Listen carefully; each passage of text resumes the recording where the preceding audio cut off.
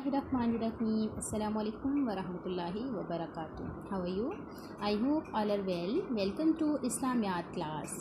Today our topic is नमाज़ जुमा.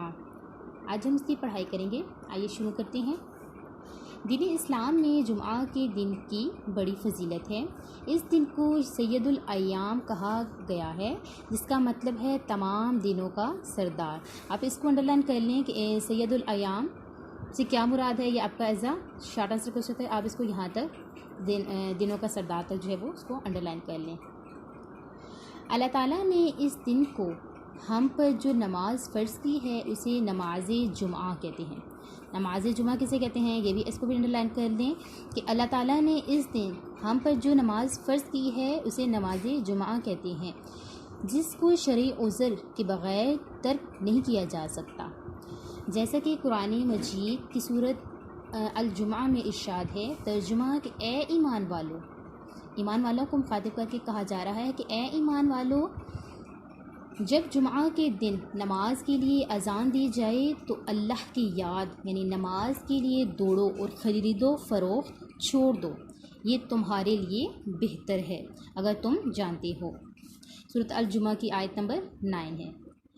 नमाज जुमा की फ़जीलत. रसूल अकरम सल्लल्लाहु अलैहि वसल्लम ने नमाज जुमा की फ़जीलत बयान करते हुए फ़रमाया, तर्जुमा, मुसलमान जब सही तौर पर नमाज जुमा अदा करता है तो इसके हफ्ते भर के तमाम छोटे मोटे गुनाह मुआफ़ हो जाते हैं.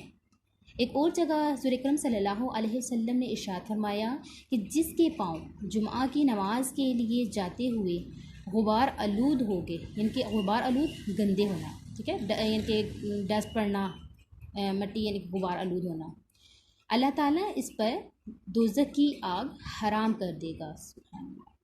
नमाज जुमा एक इज्तिमाई इबादत है. इसको भी अंडरलाइन कर लें कि नमाज जुमा कैसी इबादत है.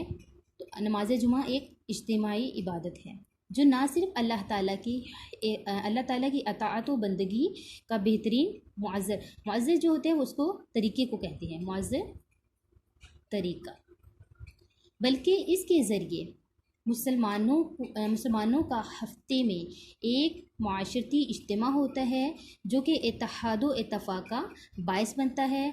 लोग एक दूसरे से मिलते हैं, इनके बाहिमी ताल्लुकात खुशगवार होते हैं, आपस में अख़ुवत व मोहब्बत का जज्बा पैदा होता है. दीन इस्लाम में अल्लाह ताला की बंदगी व अताअत और माशरती इत्तेहाद व अख़ुवत पर भी बड़ा ज़ोर दिया गया है. नमाज जुमा ये दोनों मकासद भी हासिल होते हैं. नमाज जुमा से ये दोनों मकासद भी हासिल होते हैं. नमाज जुमा के मसाइलो आदाब. नंबर 1, नमाज जुमा की 2 रकअतें हैं जो ज़ोहर के वक्त अदा की जाती हैं.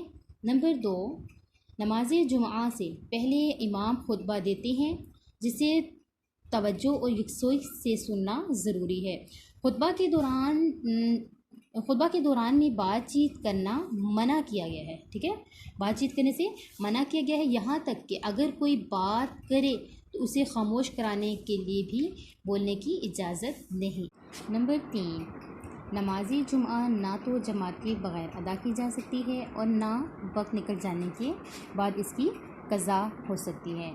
यानी कि अगर आप नमाज जुमा अदा करेंगे तो उसके लिए जमात का होना भी ज़रूरी है और वक्त का होना भी ज़रूरी है.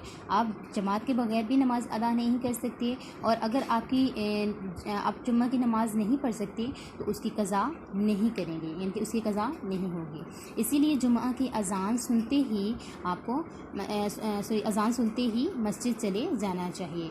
नंबर 4, अगर किसी शख्स को नमाज जुमा से देर हो जाए तो उसे जुमे की नमाज के बजाय नमाज ज़ोहर की 4 रकअतें अदा करनी चाहिए. नंबर 5, नमाज जुमा से पहले मस्जिद में पहुंचने का बड़ा सवाब है, ठीक है, बहुत सवाब है इसका.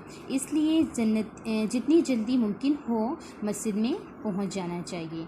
नंबर 6, مسجد میں جہاں جگہ ملے وہیں بیٹھ جانا چاہیے. لوگوں کو پھلانگتے ہوئے آگے جانے کی کوشش نہیں کرنی چاہیے. نمبر 7، جمعہ کے دن غسل کرنا، صاف ستھرے کپڑے پہننا اور خوشبو لگانا سنت ہے.